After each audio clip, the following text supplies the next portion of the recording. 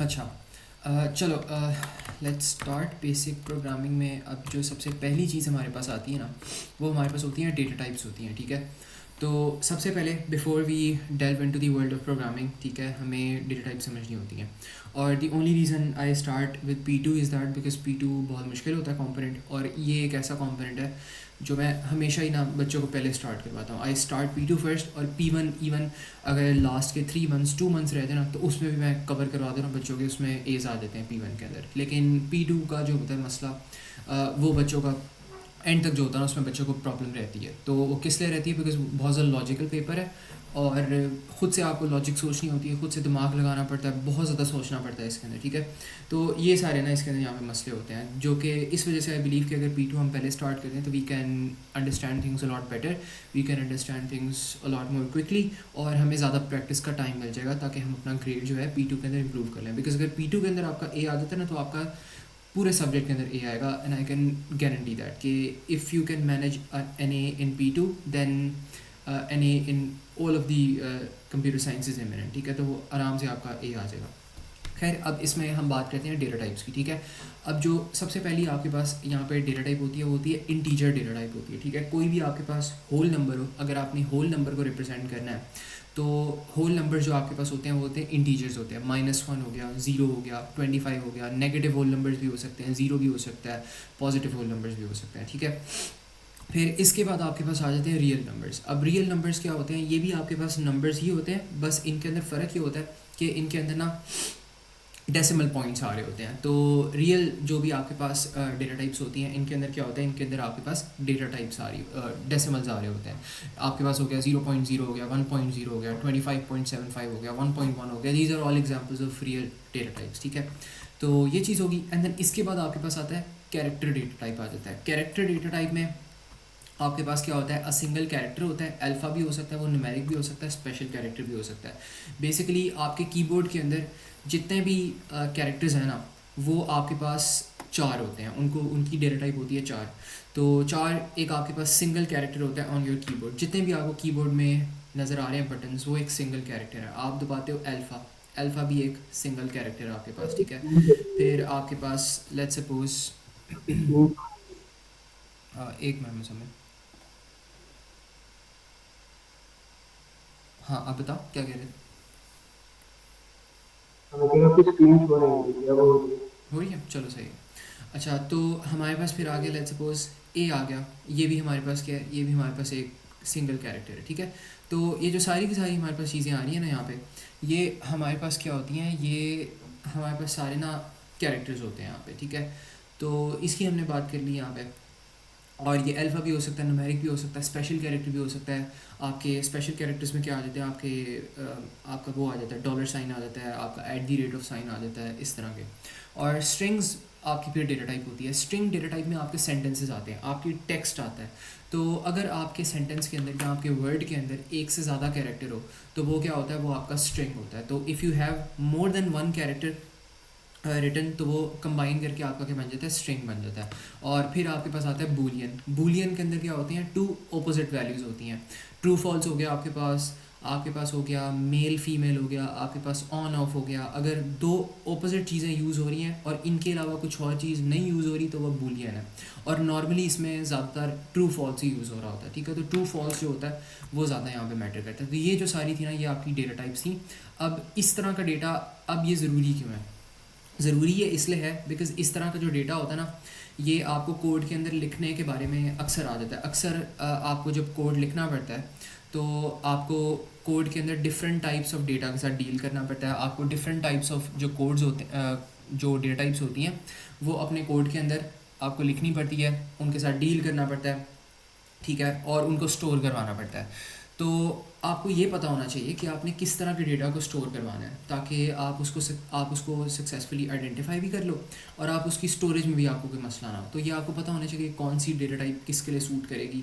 अगर आपने कोई लेट्स सपोज कोई आपने कंटेनर या वेरिएबल बनाना है, उसके अंदर आपने कोई डेटा स्टोर करना है, तो आपको पता होना चाहिए कि उस वेरिएबल या उस कॉन्स्टेंट या उस कंटेनर के अंदर जो आपने डेटा रखवाना है, उसकी डेटा टाइप क्या होगी। तो आपको बताना पड़ेगा वेरिएबल को कि मेरे पास ये एक डेटा टाइप है, और मैं इस डेटा टाइप का डेटा आपके अंदर रखवाना चाहता हूँ। तो फिर फिर ही वो उसको एक्सेप्ट करेगा, ठीक है। तो ये चीज़ होती है। अब इसके अंदर ना एक यहाँ पे बड़ी इंपॉर्टेंट चीज़ आती है जो कि बहुत ज़्यादा ना कन्फ्यूजन का बायस होता है स्टूडेंट्स में। वो ये होता है कि अक्सर मैं अब आपके पास ना लिख सकता हूँ वन। अगर मैं वन लिखता हूँ ना तो वन इज़ एन इंटीजर, ठीक है। तो ये वन इंटीजर है। लेकिन अगर मैं यहाँ पे वन के साथ ऊपर दो डैश लगा देता हूँ तो ये मेरे पास एक कैरेक्टर बन जाता है।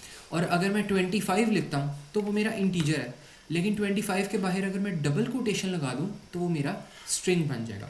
तो यहाँ से हमें पता क्या लग रहा है, यहाँ से हमें पता लग रहा है कि स्ट्रिंग के अंदर आप न्यूमेरिक चीज़ें भी रखवा सकते हो, स्ट्रिंग के अंदर आप कैरेक्टर्स भी रखवा सकते हो, लेकिन इंटीजर के अंदर आप स्ट्रिंग्स नहीं रखवा सकते। इंटीजर के अंदर आप ABCD नहीं रखवा सकते। जो रियल है उसके अंदर आप ABCD नहीं रखवा सकते, ठीक है। तो वन को आप एज एन इंटीजर भी लिख सकते हो, एज ए कैरेक्टर भी, और 100 को या 25 को आप एज एन इंटीजर भी लिख सकते हो और डबल कोटेशन डाल के एज ए स्ट्रिंग भी लिख सकते हो। आपके पास कैरेक्टर के जब कोई एक सिंगल कैरेक्टर लिखना है ना तो उसके ऊपर सिंगल कोटेशन आती है। जब आपने मल्टीपल कैरेक्टर्स लिखने हैं तो उसके ऊपर डबल कोटेशन आती है, और डबल कोटेशन का मतलब होता है स्ट्रिंग, और सिंगल कोटेशन आप यूज़ करते हो कैरेक्टर्स के लिए, ठीक है। तो ये यहाँ पे बस एक इंपॉर्टेंट सी यहाँ पे कन्फ्यूजन थी जो कि बच्चों को हो जाती है अक्सर, तो ये पता होना चाहिए हमें, ठीक है। तो ये चीज़ है। तो यहाँ पे भी देखो, यहाँ पे मैंने जो कैरेक्टर्स आ रहे हैं उनके साथ खाली आपके पास ना सिंगल कोटेशन आ रही है, एंड देन आपके पास जो स्ट्रिंग आ रहा है उसके साथ आपके पास क्या आ रही है, डबल डबल कोटेशन आ रही है, ठीक है। तो ये जो है ना, ये बस हमें इस चीज़ से वो होना चाहिए वेरी, और बाकी तो और कुछ नहीं, ठीक है। तो ये हमारे पास डेटा टाइप्स, यहाँ तक समझ आ गया? कोई यहाँ तक इशू हो या प्रॉब्लम हो तो मुझे बताओ,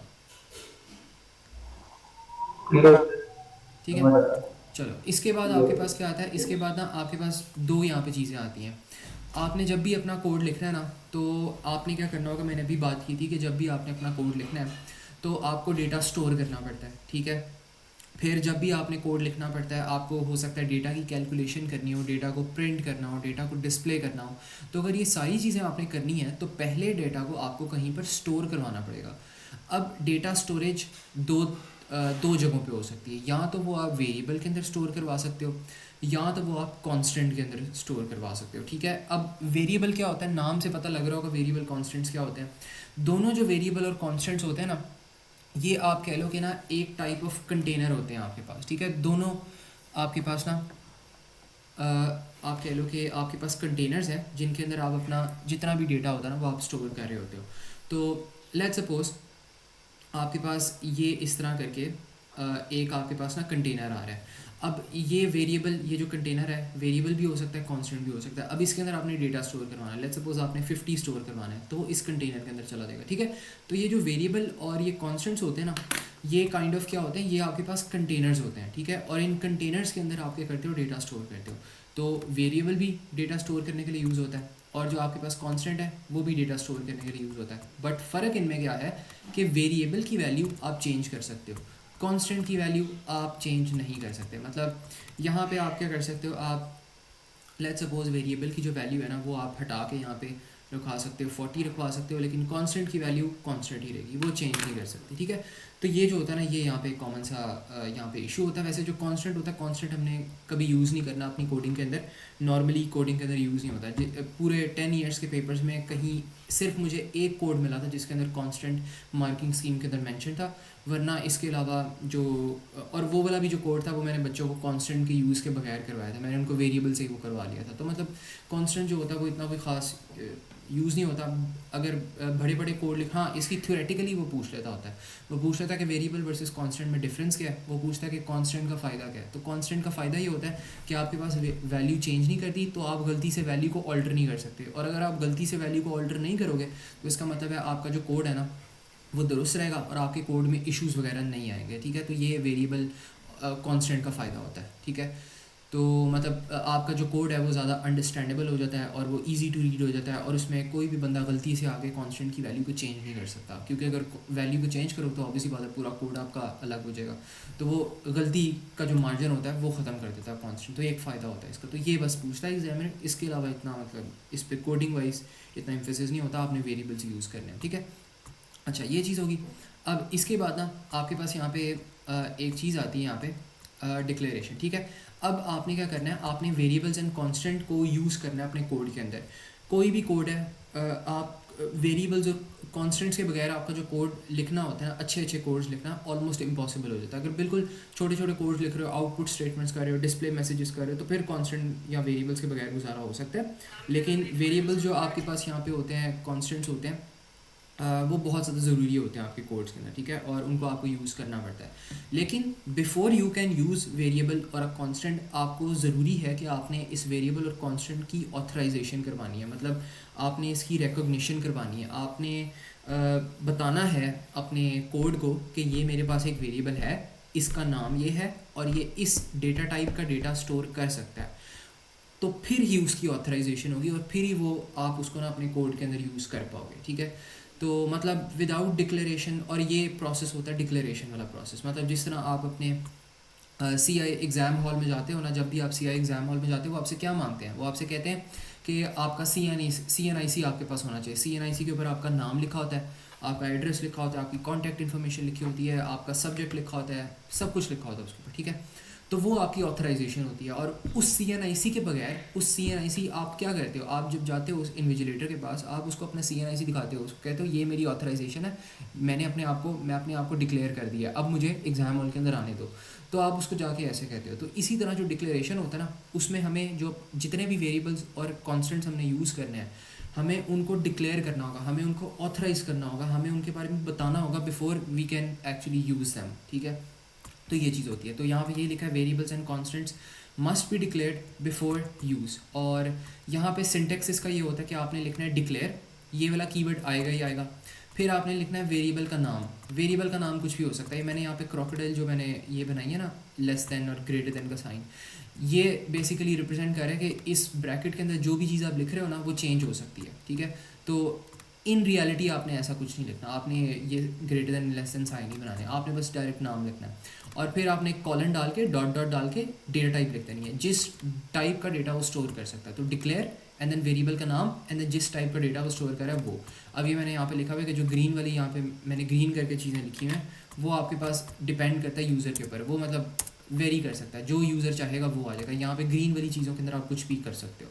और ब्लैक वाली चीज़ आपका सिंटेक्स का पार्ट है, यहाँ पे डिक्लेयर का कीवर्ड आएगा ही आएगा, इसको आप नहीं चेंज कर सकते, ठीक है। और एक कॉलन भी आएगा ही आएगा, ठीक है। तो ये चीज़ होगी।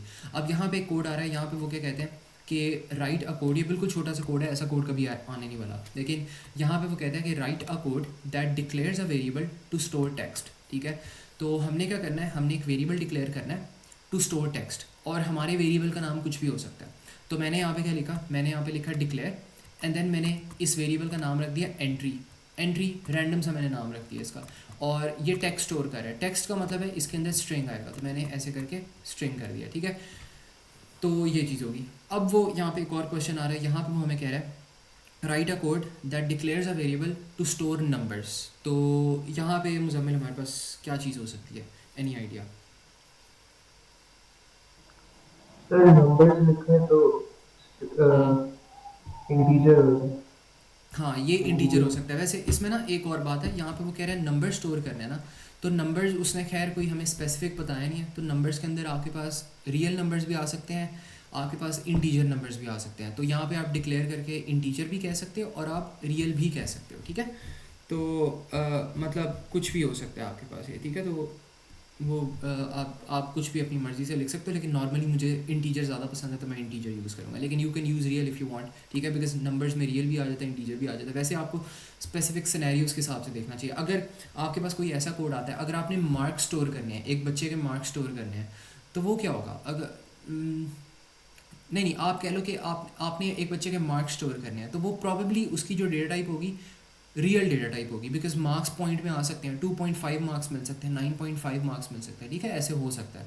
लेकिन अगर लेट्स सपोज आपने स्टोर करवानी हो, पॉपुलेशन स्टोर करवानी हो, पॉपुलेशन अगर स्टोर करवानी है ना, तो फिर आपके पास इंटीजर यूज़ होगा, बिकॉज आप ये थोड़ी ना कह सकते कि यहाँ पे 2.5 पीपल रहते थे, आधा बंदा कौन सा होता है, आधा बंदा तो एग्जिस्ट ही नहीं करता। तो इस तरह आपको कभी कभार सिचुएशन के हिसाब से डिसाइड करना पड़ता है, लेकिन यहाँ पे तो कुछ भी लिख सकते हो, या नंबर्स एंड नंबर्स में दोनों आ जाते हैं। तो यहाँ पे मैंने लिखा हुआ declare sum and then integer, और यहाँ पे देखो मैंने वेरिएबल का नाम रखा हुआ है सन। सन का मतलब है आप कुछ भी वेरिएबल का नाम रख दो, लेकिन ये जो है ना, ये वेरिएबल का नाम नॉट मीनिंगफुल है। रख तो सकते हो आप, इसका अपना नाम भी अगर आप रखोगे ना, अपना नाम भी आप रख सकते हो, वो भी कोड आपका चल जाएगा। तो वेरिएबल्स का नाम कुछ भी हो सकता है। हाँ बताओ। कौन से वेरिएबल में यूज करें? क्या यूज़ करें हम? मैं पूछूंगा, पता कैसे चलेगा कौन सी स्ट्रिंग वेरिएबल? अच्छा, वेरिएबल, वेरिएबल का जो नाम है ना, वेरिएबल का नाम आप कुछ भी रख सकते हो, लेकिन आपने कोशिश करनी होती है कि जो भी आपने नाम रखना है ना, वो आपने मीनिंगफुल नाम रखना है। मतलब लेट्स सपोज यहाँ पर आपके पास ना एक क्वेश्चन आ रहा था, यहाँ पे वो कहता है declare a variable to store numbers. तो इसका बेहतर नाम हो सकता था नम, NUM, ठीक है, नम इसका बेहतर नाम हो सकता था। अब यहाँ पे उसने कहा write a code that declares a variable to store text, इसका एंट्री हो सकता है, ये मीनिंगफुल है, ठीक है, ये हो सकता है, एंट्री हो सकता है। फिर आप इसका नाम रख सकते हो, कुछ भी रख सकते हो, ठीक है, तो ये मीनिंगफुल है। लेकिन ये जो है ये नॉट मीनिंगफुल है, काम करता है, काम कर जाएगा, बट ये मीनिंगफुल नहीं है। तो इसका मीनिंगफुल ये हो सकता है कि आप you can use num instead, you can use वो इंस्टेड, क्या कहते हैं, नम इंस्टेड, ठीक है, क्योंकि नंबर स्टोर करने हैं ना, तो आप यूज़ कर लो नम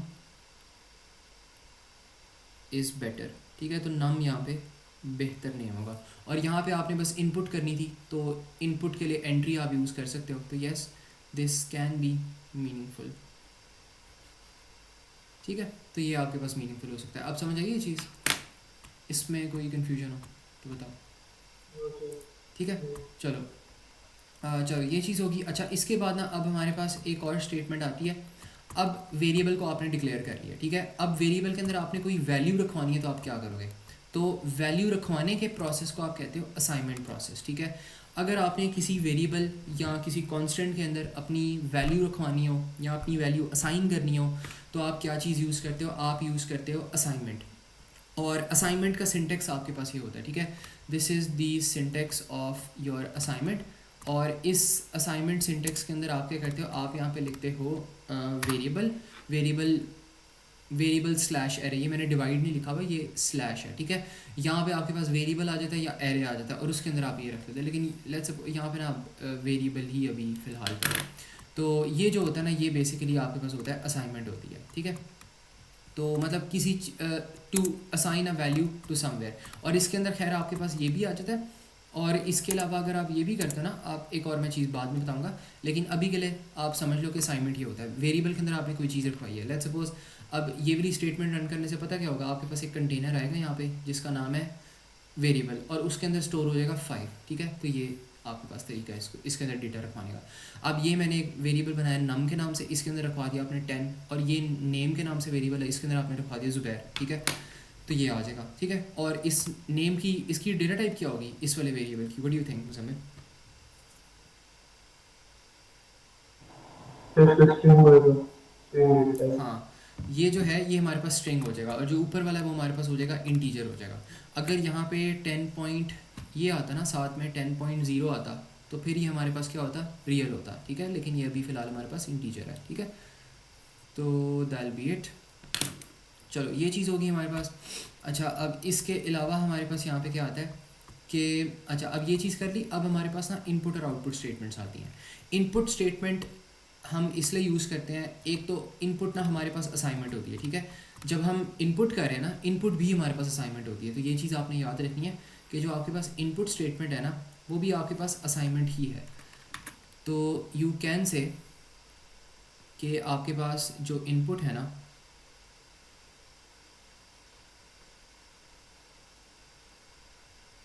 वो आपके पास ना असाइनमेंट ही है, ठीक है। तो इनपुट भी आपके पास यहाँ पे असाइनमेंट ही करवा रहा होता है, बिकॉज वो वैल्यू रखवा रहा है। मैंने असाइनमेंट की यहाँ पे डेफिनेशन बताई थी, to assign a value to somewhere. तो इनपुट में भी आप वैल्यू को साइन ही कर रहे होते हो। और आउटपुट किस लिए यूज़ होता है? डिस्प्ले करने के लिए। जो भी चीज़ें आपको डिस्प्ले हो रही हैं वो आउटपुट से होती हैं।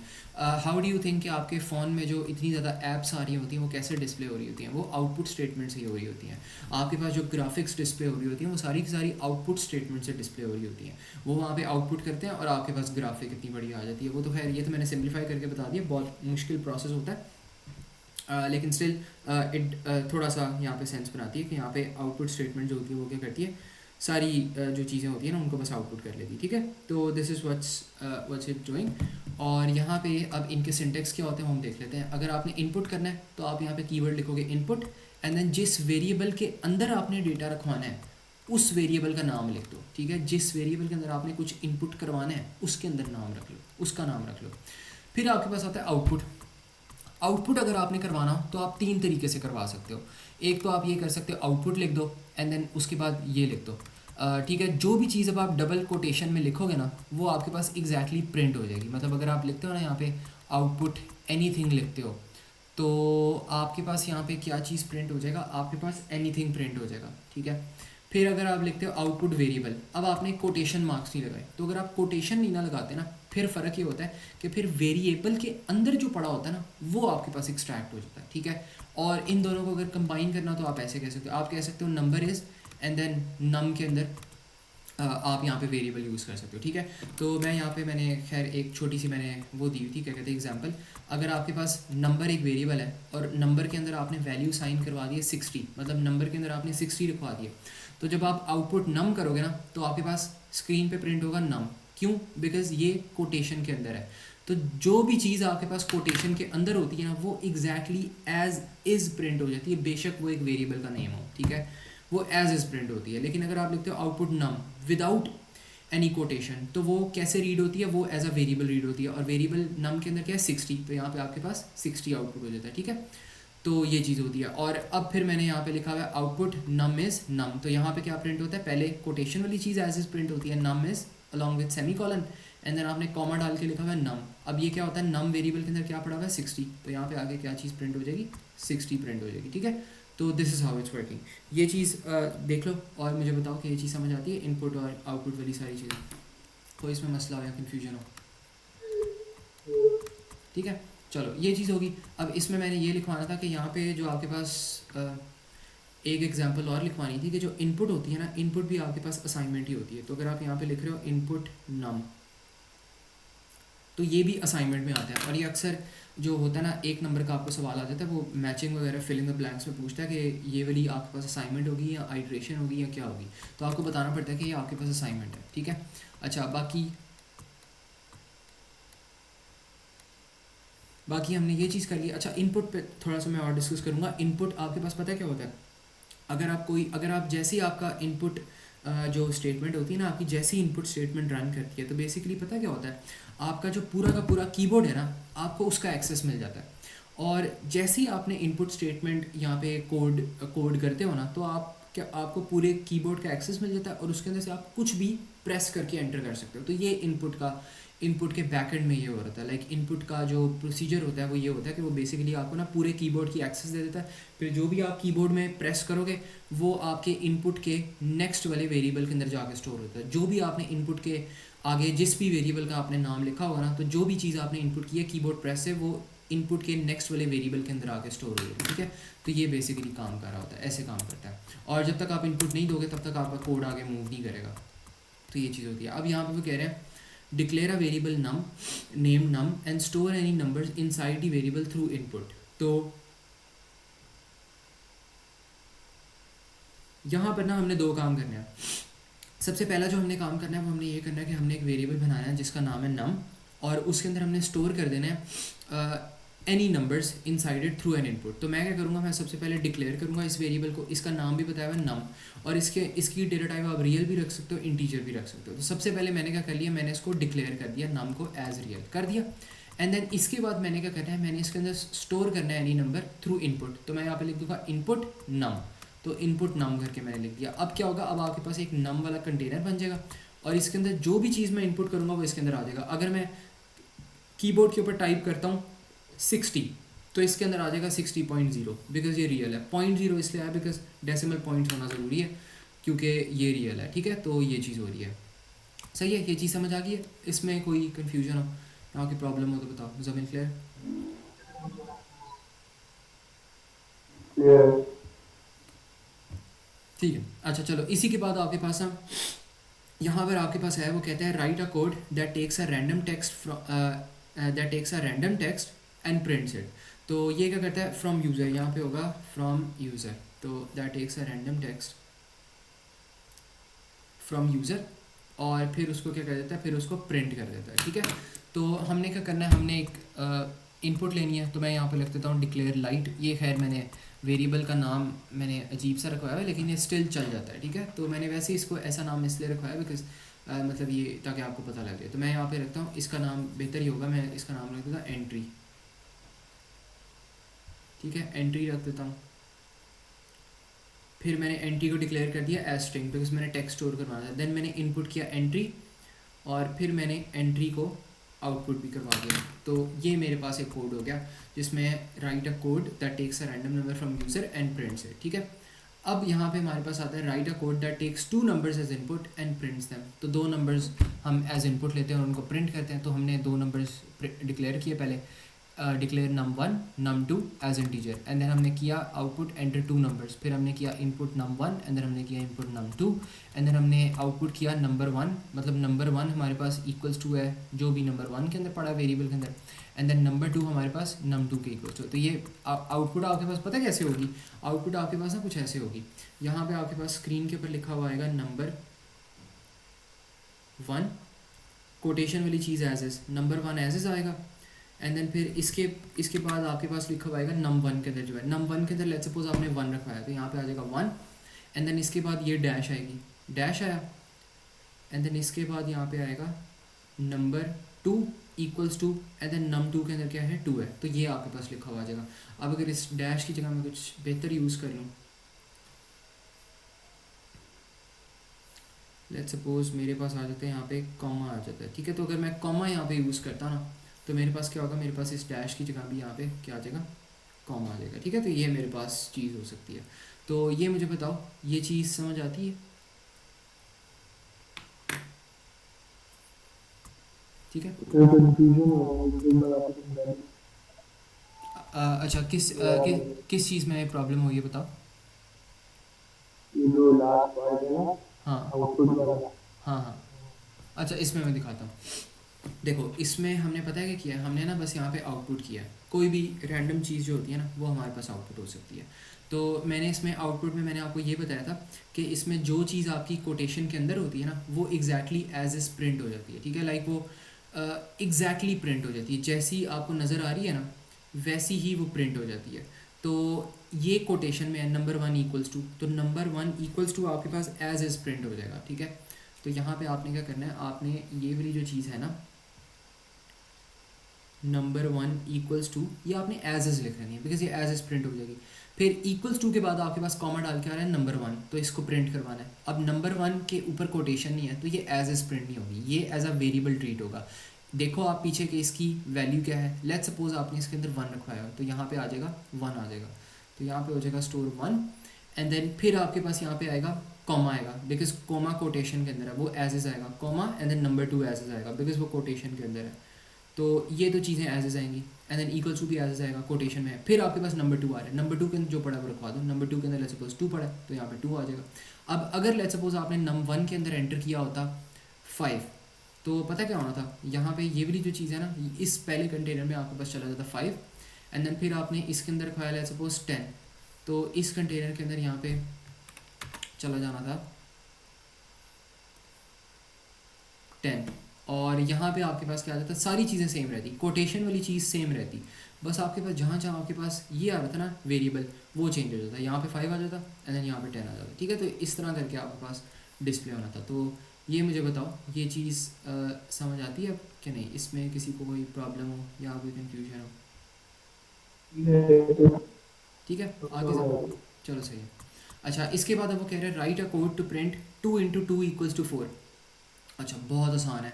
आपने क्या करना है, आपने टू इंटू फोर लिखना है। अब इसको दो तरीके हो सकते हैं, एक मैंने एफिशिएंट तरीका बताया, एक मैंने इनएफिशिएंट तरीका बताया, लेकिन दोनों एप्लीकेबल है, दोनों के नंबर मिल जाएंगे। आप यहाँ पे लिख दो output two into two equals to four, या तो आप ऐसे लिख दो, ऐसे भी करके आप लिख सकते हो तो आपके पास ये चीज़ प्रिंट हो जाएगी एग्जैक्टली, या आप ऐसे करके लिख सकते हो, आपको output two into two equals to, and then यहाँ पे आप लिख दो कॉमा डाल के टू इंटू टू, तो टू इंटू टू वैसे ही आपके पास फोर आता है तो ये वही हो जाएगा, two into two equals to ये प्रिंट हो जाएगा।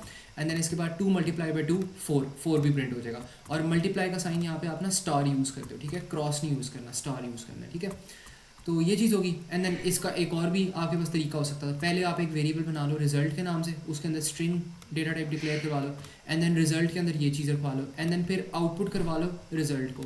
तो इस तरह करके भी आप कर सकते थे, सारी चीज़ें यहाँ पे सेम काम करी हैं। तो एक दफ़ा एक कोड देख लो और मुझे बताओ कि इसके अंदर कोई इशू तो नहीं है, कोई इशू हो इसके अंदर तो लेट मी नो। हाँ सर, ये ठीक है। चलो, इसके बाद वो कह रहे हैं write a code to print a student name roll number in one line. तो यहाँ पे मैंने क्या कर दिया, मैंने लिख दिया output Zubair, and then student का नेम ज़ुबैर आ गया, रोल नंबर आ गया, ये 23 एल है रोल नंबर, और 0977 ये आपके पास किस में आ गया, एक ही आपके पास ना लाइन में आ चुका है। ठीक है, तो ये चीज़ होगी।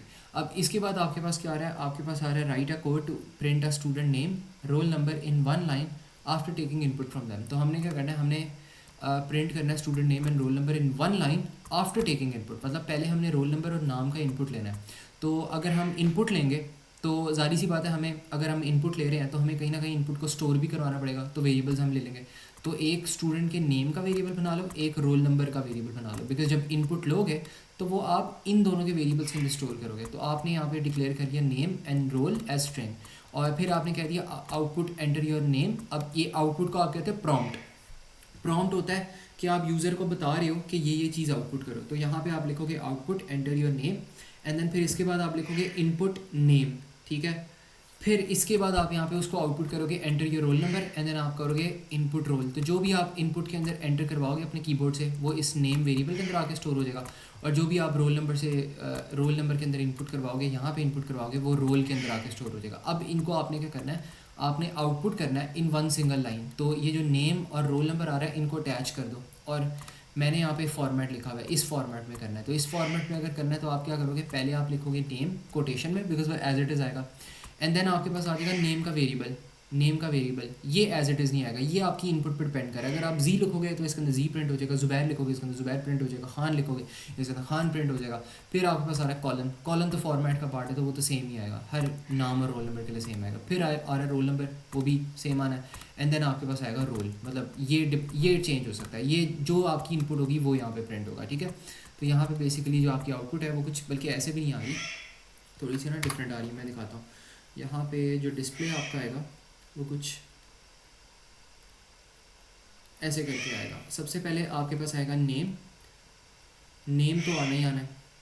फिर आपके पास आएगा यहाँ पे कॉलन, एंड देन आपके पास आएगा यहाँ पे रोल नंबर कॉलन। अब इसके बाद जो चीज़ आती है ये सारी चीज़ें कांस्टेंट है, बिकॉज ये कोटेशन में है। बाकी नेम आप पे डिपेंड करता है। अगर यहाँ पे आप ज़ुबैर रखवाते हो तो यहाँ पे आ जाएगा ज़ुबैर आ जाएगा। ठीक है, अगर आप यहाँ पे रखवाते हो 0977 रखवाते हो तो यहाँ पे 0977 आ जाएगा। अगर आप 0983 रखवाते हो तो यहाँ पे 0983 आ जाएगा। ठीक है, तो इस तरह ये वाली जो वैल्यूज़ है वो चेंज करती रहेंगी। तो this is how your basically output will look like. ठीक है, तो ये आपके पास ना यहाँ पे ये वाला कोड हो जाएगा, और इस तरह करके आपके पास यहाँ पे आउटपुट आएगी। तो ये मुझे बताओ, ये चीज़ क्लियर है, इसमें कोई कन्फ्यूजन हो या कोई प्रॉब्लम हो तो बताओ। ठीक है, चलो ये चीज़ होगी। इसके बाद हमारे पास क्या आता है, यहाँ पे वो कहते हैं write a code that takes 3 inputs from a user and prints them in one line. तो ये खैर मैंने एक स्टूडेंट से करवाया था। तो यहाँ पे आपने क्या करना है, आपने एक कोड लिखना है जो कि 3 इनपुट्स लेगा फ्रॉम अ यूज़र, और उनको क्या कर देगा, उनको प्रिंट कर देगा एक सिंगल लाइन के अंदर। तो इसको मुझे ज़रा ट्राई आउट करो और मुझे बताओ कि यहाँ पर ना फिर क्या आंसर आता है। ठीक है, इसका कोड मुझे लिख कर दे दो, कोई अगर मसला हुआ ना तो मुझे बता देना, भेज देना मुझे फिर।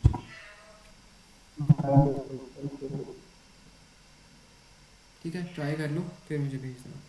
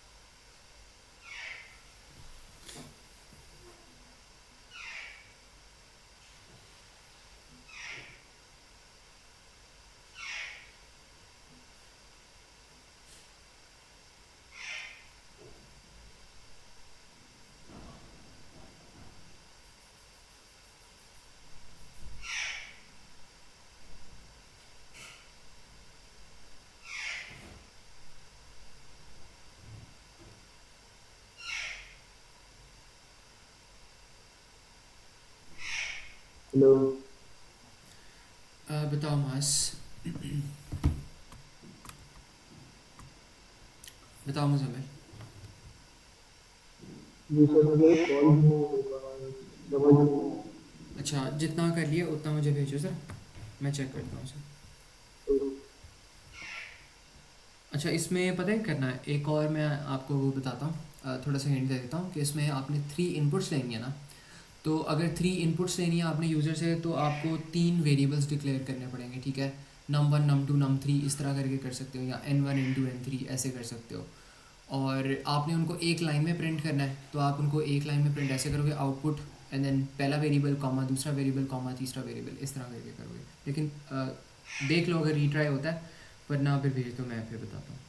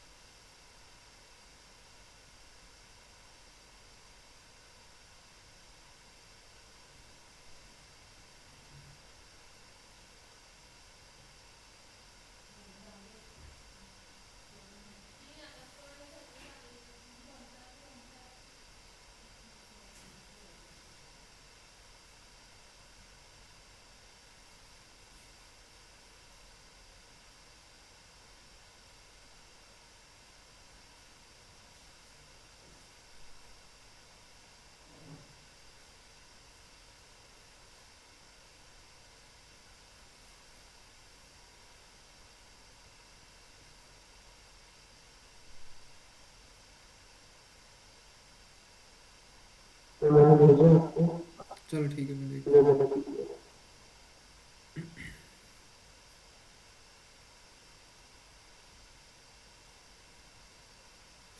नहीं, सही तो किया हुआ है यहाँ पे, सही है। बस इसमें 2-3 मिस्टेक्स हैं, मैं बताता हूँ क्या।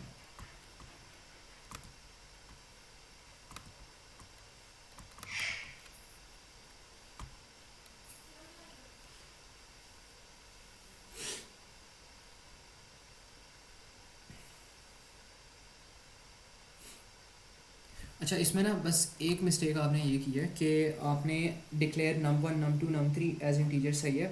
फिर आपने लिखा है इनपुट num1। अब जहाँ पे आपने इनपुट लिखा है ना, वहाँ पे आपने मेक श्योर करना है कि वहाँ पे कोटेशंस ना आए, ठीक है। वहाँ पे आपने वेरिएबल यूज़ करना है। तो जब आप वेरिएबल को आप विदाउट कोटेशन लिखते हो, तो इनपुट के बाद जितनी भी आपने स्टेटमेंट्स लिखी हैं वहाँ से कोटेशन हटा दो, तो ये फिक्स हो जाएगा। और फिर आउटपुट करना है, तो आउटपुट लिखोगे आप, लेकिन आउटपुट के साथ इक्वल्स टू नहीं आना। और यहाँ पर भी कोटेशन नहीं आएगी, बिकॉज यहाँ पर भी आप क्या कर रहे हो, आप वेरिएबल्स को प्रिंट करवा रहे हो। तो यहाँ पे पता है क्या होना था, यहाँ पे आपके पास होना था सबसे पहले, ये खैर आई थिंक कोई डिफरेंट चीज़ की हुई है। हाँ, यहाँ पे 3 इनपुट्स लिए हुए हैं इस बच्चे ने। अब इस बच्चे ने क्या किया, यहाँ पे एक वेरिएबल डिक्लेयर कर लिया नेम, एक डिक्लेयर कर लिया एज, एक डिक्लेयर कर लिया हाइट, बिकॉज आपने 3 इनपुट्स लेनी थी, आप जैसी मर्जी इनपुट ले लो, और उसको डिक्लेयर कर लिया एज स्ट्रिंग, ठीक है। फिर इस बच्चे ने क्या किया, यहाँ पे आउटपुट दिया एंटर नेम, और आपने इनपुट किया नेम। अब देखो इनपुट के साथ आपके पास नेम में कोई भी कोटेशन नहीं है बिकॉज ये इंटीजर है, ठीक है। फिर एंटर एज किया, इनपुट एज किया, एंड देन आपके पास output enter height, and then input height की, एंड देन उसने क्या लिखा, उसने लिखा output name equals to name, and then colon as equals to as, and then height equals to height, ठीक है। तो ये चीज़ कर सकते थे। अब इसको जिस तरह आपने कोड लिखा हुआ था उसका ये आंसर होना था कि आपने करना था यहाँ पे डिक्लेयर एंड देन डिक्लेयर